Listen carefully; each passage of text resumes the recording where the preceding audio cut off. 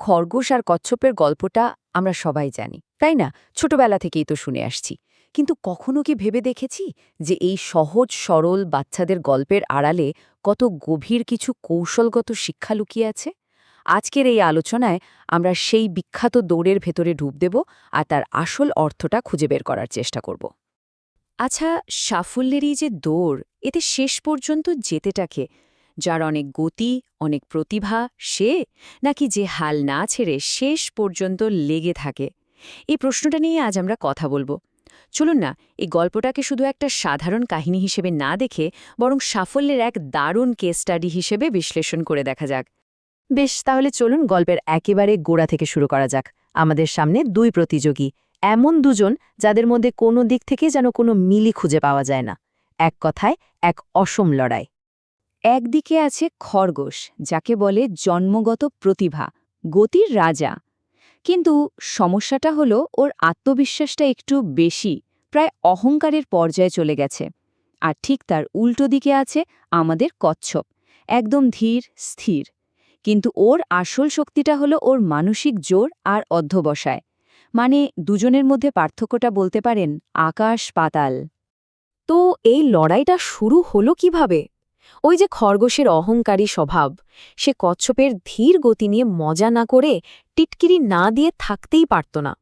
দিনের পর দিন এই উপহাস শুনতে শুনতে শান্ত স্বভাবের কচ্ছপও একদিন ঠিক করল যে না, এবার একটা জবাব দেওয়ার দরকার। সে খরগোশের ছুড়ে দেওয়া চ্যালেঞ্জটা গ্রহণ করে নিল। আর এভাবেই শুরু হয়ে গেল সেই ঐতিহাসিক দৌড়।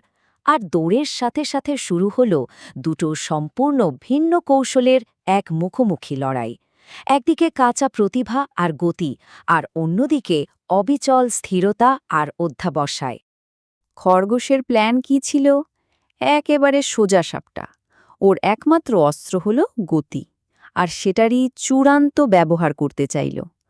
শুরুতেই এমন ঝড়ের গতিতে দৌড়ে লাগালো যে কিছুক্ষণের মধ্যেই কচ্ছপ বেচারা দৃষ্টির আড়াল হয়ে গেল। আর কচ্ছপের কৌশল ঠিক তার উল্টো।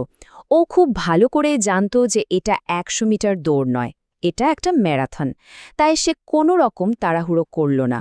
খরগোশ কত দূর এগিয়ে গেল তা নিয়ে এক বিন্দু না ভেবে শুধু ফিনিশ লাইনের দিকে তাকিয়ে নিজের ছন্দে এক মনে চলতে থাকল। আর ঠিক এখানেই গল্পের মোড়টা ঘুরে যায়। গল্পের সবচেয়ে নাটকীয় মুহূর্তটা আসে যখন খরগোশের আত্মবিশ্বাসী তার সবচেয়ে বড় শত্রু হয়ে দাঁড়ায়, আর এই অতিরিক্ত আত্মবিশ্বাসী তাকে একটা মারাত্মক ভুলের দিকে ঠেলে দেয়। একটু খেয়াল করলেই দেখবেন কিভাবে একটা ভুল থেকে আরেকটা ভুলের জন্ম হচ্ছে। প্রথমে তো সে কচ্ছপকে পাত্তাই দিল না, একেবারে তুচ্ছ ভাবল। এরপর ভাবল, আরে যে তার জন্য তো প্রচুর সময় পড়ে আছে। ব্যাস আরাম করে গাছের ছায়ায় বসে বাঁধাকপি খেতে শুরু করল। আর তার পরের সিদ্ধান্তটা ছিল আত্মঘাতী। ভাবল, একটু ঘুমিয়ে নিই না। এই ব্যাপারটাকে মনোবিজ্ঞানের ভাষায় বলা হয় ওভার কনফিডেন্স বায়াস। মানে নিজের ক্ষমতার উপর এতটাই অন্ধবিশ্বাস চলে আসা যে বাস্তব পরিস্থিতিটা আর ঠিকভাবে বিচার করা যায় না। খরগোশ একদম নিশ্চিত ছিল যে সে যখনই ঘুম থেকে উঠবে এক দৌড়ে গিয়ে জিতে যাবে। এই অতিরিক্ত আত্মবিশ্বাসটাই ওর বিচারবুদ্ধিকে পুরোপুরি ঘোলা করে দিয়েছিল। এবার আমরা দৌড়ের একদম শেষ অধ্যায়ে চলে এসেছি, যেখানে একজনের ভুল পরিকল্পনা আর অন্যজনের অবিচল কৌশলের ফলাফলটা দিনের আলোর মতো স্পষ্ট হয়ে যায়। হঠাৎ ঘুম ভাঙার পর খরগোশের তো মাথায় হাত। দুনিয়াটাই যেন ওলটপালট হয়ে গেল। কোথায় গেল সেই অহংকার, সেই আত্মবিশ্বাস? সব হাওয়া। তার জায়গায় মনে শুধু আতঙ্ক আর হতাশা। কারণ সে চোখ মেলে দেখল যে কচ্ছপকে সে গোনাতেই ধরেনি, সে প্রায় ফিনিশ লাইনে পৌঁছে গেছে। খরগোশ তার জীবনের সবচেয়ে জোরে দৌড়টা হয়তো তখনই দিয়েছিল, কিন্তু ততক্ষণে অনেক অনেক দেরি হয়ে গেছে। কচ্ছপ ফিনিশ লাইন পার করে ফেলেছে। আর তার সাথে প্রমাণ হয়ে গেল সেই চিরন্তন কথাটা, ধীর এবং স্থির ব্যক্তিরাই শেষ পর্যন্ত দৌড়ে যেতে। কিন্তু প্রশ্ন হল, কেন এই সহজ গল্পটা যুগ যুগ ধরে আমাদের এত টানে? কেন এটা এত প্রাসঙ্গিক? কারণ এর শিক্ষাটা তো শুধু একটা দৌড় জেতার মধ্যে আটকে নেই, তাই না? এটা আসলে আমাদের জীবন যুদ্ধেরই একটা দারুণ রূপক। সুতরাং এই কেস স্টাডির চূড়ান্ত ফলাফল কি দাঁড়ালো? কচ্ছপের জয়। তবে এটা শুধু একটা দৌড় জেতা নয়, এটা ছিল অধ্যাবসায়ের কাছে অধ্যত্বের পরাজয়। অহংকারী খরগোশকে দেয়া প্রকৃতির এক কঠিন কিন্তু জরুরি শিক্ষা। তাহলে এই পুরো আলোচনা থেকে আমরা মূল কোন কোন বিষয়গুলো শিখলাম?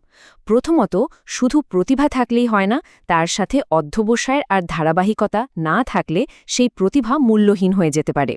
দ্বিতীয়ত, নম্র হওয়াটা দুর্বলতা নয়, বরং প্রতিপক্ষকে সম্মান করাটা একটা বড় কৌশল।